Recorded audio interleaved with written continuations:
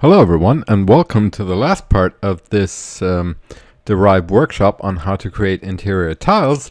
And in the last part we created the colors that we need. In part 1 we created the pattern, and now in this final part we're gonna put everything together and see what it looks like. So first off, let me just grab the master node and move it down here, because we're gonna be needing it in this video.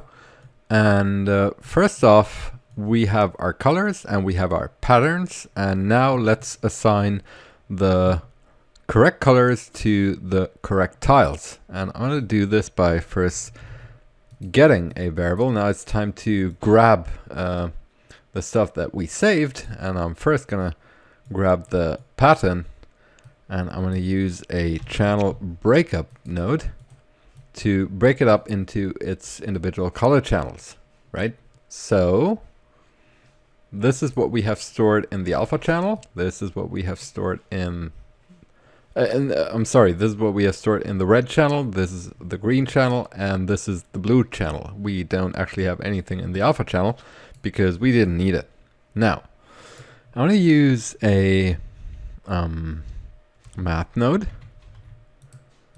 and set it to set the operation to multiply. Oh, now I'm just realizing something. Namely that we have set the tiling for our color wrong. We've set it to 3, and we actually had to set it to 6. So I'm gonna go back to my very first color that I made, which is this, and change the tiling from 3 by 3 to 6 by 6. All right, now I can go back down to my pattern and the multiply node, and I'm gonna get that color and multiply it with this part of the pattern, and this is what these tiles, the colors that these tiles are gonna have. And let me just quickly do the same for our other tiles. So I'm gonna use multiply node, these tiles, and of course we want to use color 2. This is the one we had. And last but not least, we need the color for the gaps. And I'm just gonna copy paste these nodes and say multiply the blue no, actually not the blue channel. I want to multiply the blue channel 1 minus, because we don't want actually this entire thing. We only want the gaps. So we take 1 minus, now we get the gaps, and we're going to multiply that with color 3. Okay, and that's the color of our gaps. Now let's again use a min-max node and set the operation to max and use that again. And this way we're getting this. This is our albedo. So let's click set variable and call this albedo. So we have our first map. Now we need to create the other maps that we need to render this, especially the height map. The other ones are fairly straightforward, and to create the height map, I'm again gonna get the pattern. I'm gonna break it up. All right, and one thing we need to do is right now our patterns have sharp edges. There is no smooth transition of any kind, and that's not usually what tiles look like. Tiles are a bit round, a bit smoothly rounded at around the corners. Or at the edges, I'm sorry, and this is what we're going to try to do. And I'm going to try to do that by grabbing the blue channel, which is the entire pattern, and say blur, or blur them out. And I don't know if you can see it, but it's okay. So now you can definitely see it, but that's what I want to do. I'm going to use a value of like 0.4, something like that. And I'm also going to use a step node and set the threshold to 0.5. And now I'm going to multiply that again by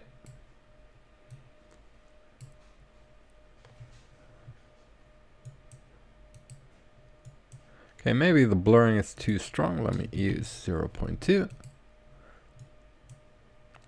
Okay, I think that's better. Now we don't have all these sharp edges. Our edges are a bit smoother now. And I'm also going to use this step node to lerp between two heights. First height is, is the profile of our tiles. Actually, why am I using add? I shouldn't be using add. I should be using multiply. Exactly, that's what I'm looking at. That's what I was looking for. I'm sorry, because that now that I have multiply, I have these tiles with the smooth edges. If we take the direct comparison, we can see that the edges are smoother when I do exactly this little trick here. So now I need to lerp between the profile of the tiles and the gaps. Now the gaps will get a high profile of their own, and it will be a quite simple one. We're going to be using a noise node once again, and this time we're going to be using, instead of solid noise, we're going to be using a turbulence. We're going to scale it up to something like 50. And I want to use a level node because the range of the turbulent nodes is by default only between 0 and 0.5. But we want the range to go to between 0 and 1. So we have to double it. So I'm going to assume an old range of 0 to 1 and increase it to 0 to 2. And now our resulting range is 0 to 1. I hope you can follow. And I'm going to say 1 minus. Okay. Now I have this kind of interesting profile. Actually, let me set the tiling to 3 by 3 and make it real small. And now let's level this back down to the range, say 0.2 to 0.4, and that's what's going to be in the gaps. I'll put that in here, and now this is basically our height map. Okay, so we're gonna use this as a height map. I'm already going to plug this in here, and now we need some more maps. We're going to need a normal map, and since we have a height map, we can add the normals from height node. And you can go with this bias, and you can increase the overdetermination. Now the biases, the higher the bias, the easier the earlier Derive will say, okay, well there's a difference in normals according to the Sobel method. But what I like to do is I like to keep the bias really, really low, and instead increase the overdetermination to something like 50. Okay, and this is going to be our normal map. I'm going to plug it in here, and now we need to add the ambient occlusion map. That's one here, and I do the same here. I reduce the bias, usually I increase the strength, and now we can also increase the smoothness to have the ambient occlusion be not very sharp, because Yeah, it doesn't look too good. I like it if it's when it's a lot smoother. And now we still need the albedo.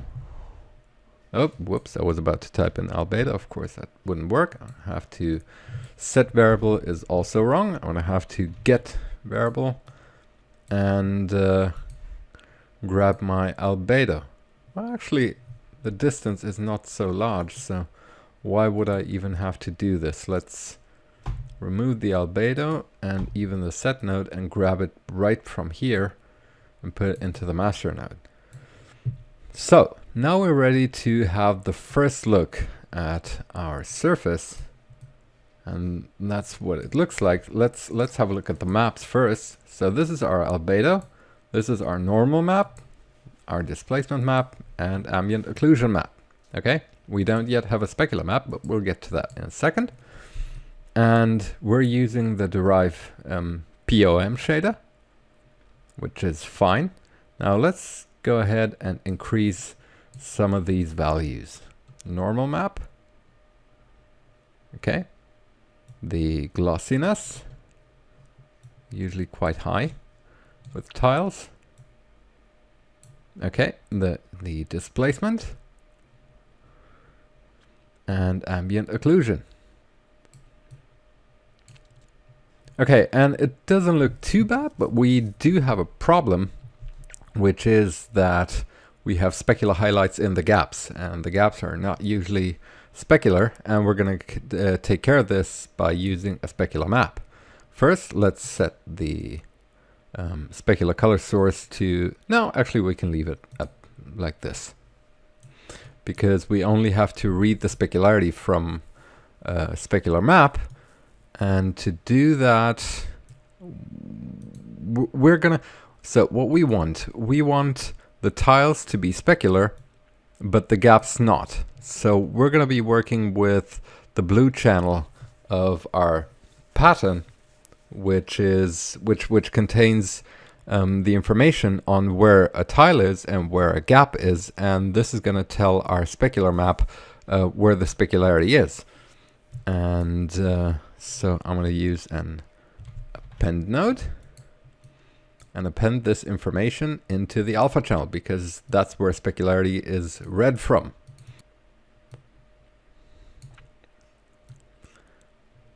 Okay, and one thing I still want to do is I'm going to use a level node,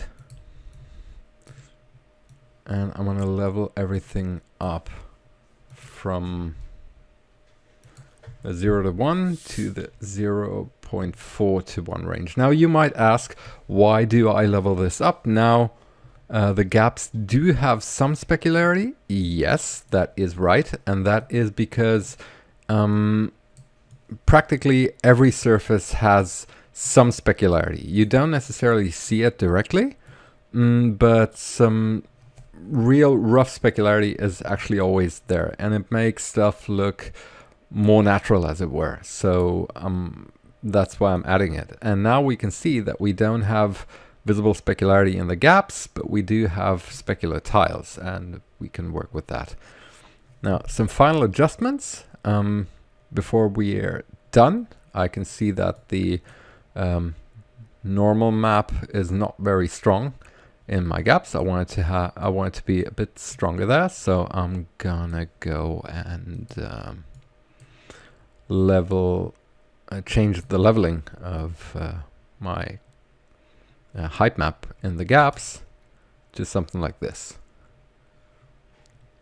And also what I want to do is I want to decrease the gap's size because they're a bit too big. So I'm going to go back to my pattern that we made at the very beginning, and I'm going to change the scale. I'm going to make the scale of the tiles slightly bigger. I'm going to say from 9.75, I'm going to make from 9.5, I'm going to go to 9.75.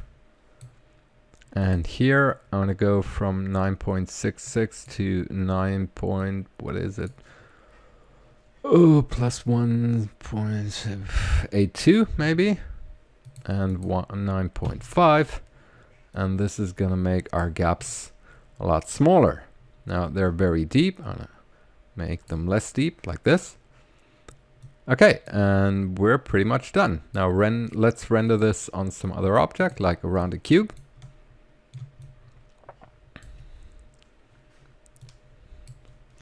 Okay, and we have created our tile surface. Let's do it on the torus and see what it looks like there. This is what it looks like on the torus. Doesn't look too bad. It's rather simple, but still nice interior tiling. Okay, so thank you very much for watching. That is it for this workshop. If you have any questions or require support, please just drop a message on the forum or shoot me a message, and see you in the next tutorial. Bye bye.